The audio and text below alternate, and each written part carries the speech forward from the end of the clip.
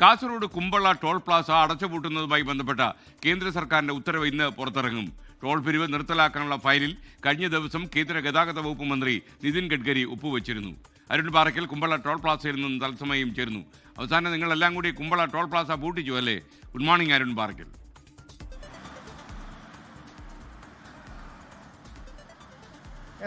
വലിയ സന്തോഷത്തിലാണ് കുമ്പളക്കാരും അതുപോലെ തന്നെ കാസർഗോഡ് ജില്ലയിലുള്ളവരുമൊക്കെ എന്നുള്ളത്. കുമ്പള ടോൾ പ്ലാസ അടച്ചുപൂട്ടാനുള്ള ഉത്തരവിൽ കേന്ദ്ര സർക്കാർ കഴിഞ്ഞ ദിവസം ഒപ്പുവെച്ചിരുന്നു. ഇന്ന് ഉച്ചയോടുകൂടി ആ ഉത്തരവ് പുറത്തിറങ്ങുമെന്നാണ് അറിയാൻ സാധിക്കുന്നത്. BJP മുൻ സംസ്ഥാന അധ്യക്ഷൻ കെ സുരേന്ദ്രനാണ് ഇതുമായി ബന്ധപ്പെട്ട് ആദ്യം ഈ വാർത്ത പുറത്തുവിടുന്നത്. കെ സുരേന്ദ്രൻ കേന്ദ്രമന്ത്രി നിതിൻ ഗഡ്കരിക്കും അതുപോലെ തന്നെ പ്രധാനമന്ത്രി നരേന്ദ്രമോദിക്കും നന്ദി പറഞ്ഞുകൊണ്ട് ഒരു ഫേസ്ബുക്ക് പോസ്റ്റ് ഇടുകയായിരുന്നു. അതിലൂടെയാണ് ഈ ടോൾ പ്ലാസ അടച്ചുപൂട്ടുന്നെന്ന വിവരം പുറം ലോകത്തെത്തിയത്. പിന്നീട് BJP ജില്ലാ പ്രസിഡന്റ് മാധ്യമങ്ങളെ കണ്ട ഇക്കാര്യം BJP ജില്ലാ പ്രസിഡന്റും അതുപോലെ തന്നെ സംസ്ഥാന നേതൃത്വത്തിനും ഇക്കാര്യം അറിയിച്ചു എന്നും BJP ജില്ലാ പ്രസിഡന്റ് അറിയിച്ചു. എന്തായാലും വലിയ രാഷ്ട്രീയ പോരാട്ടങ്ങൾക്ക്, അതായത് തെരഞ്ഞെടുപ്പ് പൊളിറ്റിക്കൽ സ്റ്റണ്ടിലേക്ക് ഈ കുമ്പള ടോൾ പ്ലാസയും മാറി എന്നതാണ് ഏറ്റവും ശ്രദ്ധേയമായ കാര്യം. പ്രത്യേകിച്ച് മഞ്ചേശ്വരം മണ്ഡലത്തിൽ കെ സുരേന്ദ്രൻ സ്ഥാനാർത്ഥിയാകുന്നു എന്ന വിവരങ്ങൾ പുറത്തു വരുന്നതിനിടെയാണ് കെ സുരേന്ദ്രൻ കാസർഗോഡ് എത്തി 4ാമത്തെ ദിവസമാണ് ഇത്തരത്തിലൊരു അറിയിപ്പ് വന്നിരിക്കുന്നത്. അത് കെ സുരേന്ദ്രന്റെ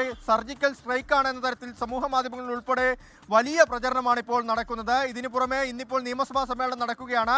ആ നിയമസഭാ സമ്മേളനം ക്യാൻസൽ ചെയ്തുകൊണ്ട് മഞ്ചേശ്വരം MLA AK അഷ്റഫ് നാട്ടിലേക്ക് തിരിച്ചിട്ടുണ്ട്. ഇന്നിപ്പോൾ രണ്ട് കൂട്ടരും, അതായത് AK അഷ്റഫും അതുപോലെ തന്നെ കെ സുരേന്ദ്രനും വാർത്താ സമ്മേളനം വിളിച്ചിട്ടുണ്ട്. ഇതൊരു തെരഞ്ഞെടുപ്പ് സ്റ്റണ്ടിലേക്ക്, പൊളിറ്റിക്കൽ സ്റ്റണ്ടിലേക്ക് കാര്യങ്ങൾ കടന്നിരിക്കുന്നു. കുമ്പള ടോൾ പ്ലാസ നിർത്തലാക്കിയത് അത് ജനങ്ങൾ ആർക്കൊപ്പം നിൽക്കും എന്നതൊക്കെ വലിയ ചർച്ചാ വിഷയമാണ്.